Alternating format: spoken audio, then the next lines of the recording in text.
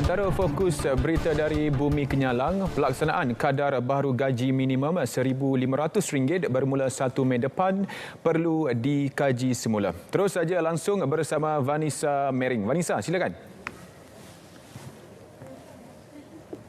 Ya, Alif. Pelaksanaan kadar baharu gaji minimum RM1,500 bermula 1 Mei depan perlu dikaji semula bagi menjaga kepentingan semua pihak. Timbalan Menteri Perusahaan, Peladangan dan Komoditi Datuk Willy Mongin berkata, secara peribadi beliau mahu keputusan pelaksanaan kadar gaji baharu tersebut dipertimbangkan semula untuk memastikan situasi menang-menang bagi pihak majikan dan pekerja.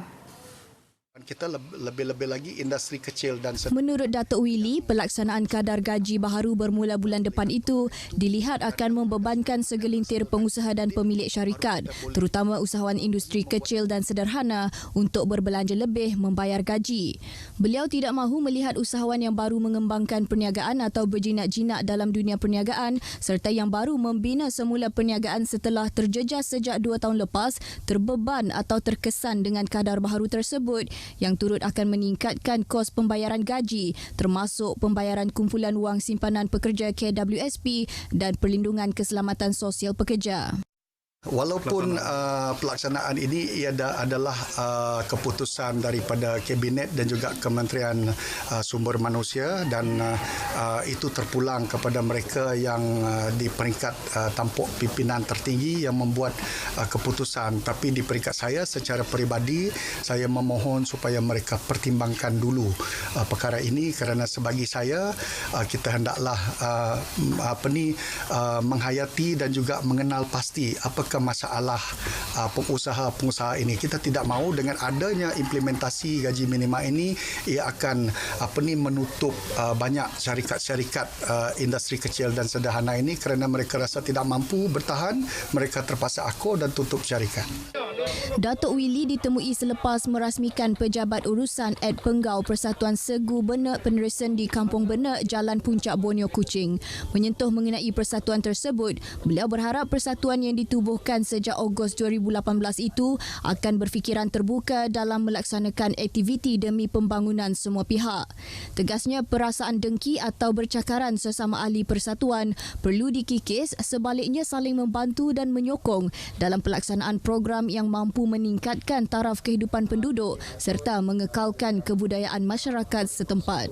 Pada majlis tersebut, beliau turut meninjau projek menaik taraf Tanjuk Rumah Panjang Benek melibatkan peruntukan sebanyak RM50,000.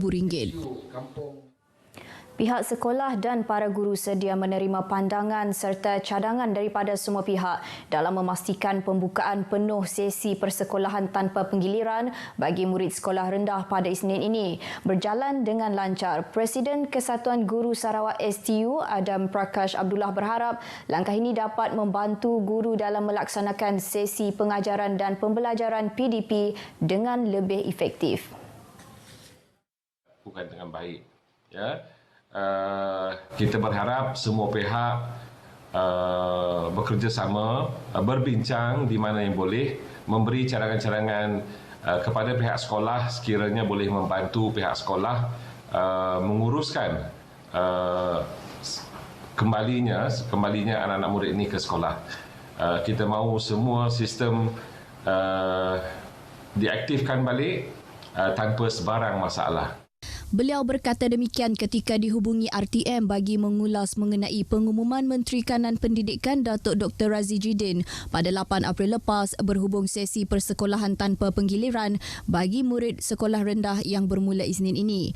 Adam Prakash menambah pihak STU menyambut baik keputusan itu dalam memastikan murid-murid dapat menimba ilmu dengan lebih baik dan tidak tercicir daripada pelajaran. Katanya keputusan tersebut adalah yang dinanti-nantikan oleh ibu bapa dan juga anak-anak yang mahu sesi PDP dilakukan secara berkesan selepas sesi pembelajaran mereka terkesan lebih 2 tahun ekoran pandemik COVID-19. Beliau dalam pada itu juga yakin bahawa para guru dan pihak pentadbiran sekolah kini bersedia menerima kembali murid-murid ke sekolah dan melaksanakan tugas dengan baik supaya kekangan proses pembelajaran dapat diatasi semula. kerjasama erat dan hubungan simbiotik dengan agensi kerajaan ataupun swasta serta kelompok masyarakat kunci keupayaan Ibu Pejabat Polis Daerah IPD Bintulu melaksanakan penugasan yang diamanahkan menerusi kepimpinan bekas Ketua Polis Daerah Bintulu ACP Zulkifli Suhaili.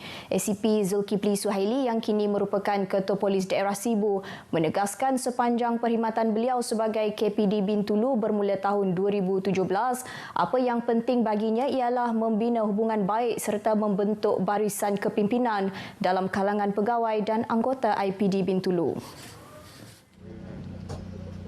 ACP Zulkifli berkata ini penting dalam usaha membentuk barisan pegawai muda, khususnya berdedikasi serta berupaya melaksanakan tanggungjawab pada masa hadapan tanpa perlu diawasi dan dipantau rapi oleh pegawai atasan. Hubungan simbiotik antara agensi itu adalah paling penting untuk kita memastikan penugasan kita ini lebih teratur dan kita mendapat sokongan.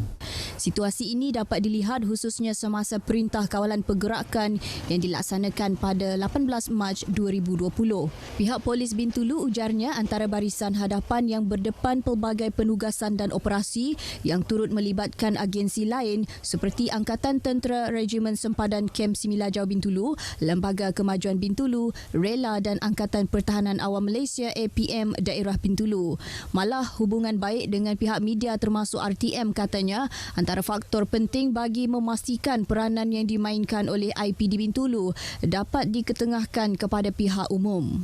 Begitulah kita bekerjasama dengan media khususnya di Bintulu ini untuk memastikan penugasan kita di Bintulu ini dilihat oleh masyarakat dalam kita, memastikan kesejahteraan, keteraman awam dan keamanan khususnya kepada masyarakat Bintulu untuk memastikan tuntutan pucuk pimpinan dan juga hasrat daripada kerajaan dapat kita laksanakan.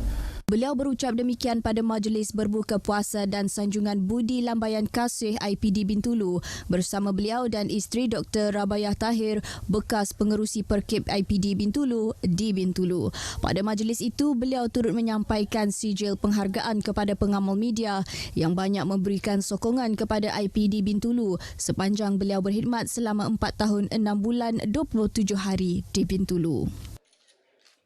Dengan itu, sekian berita dari Sarawak. Salam Keluarga Malaysia. Kita kembali bersama Alif di Angkasa Puri. Silakan. Ya, terima kasih Vanessa.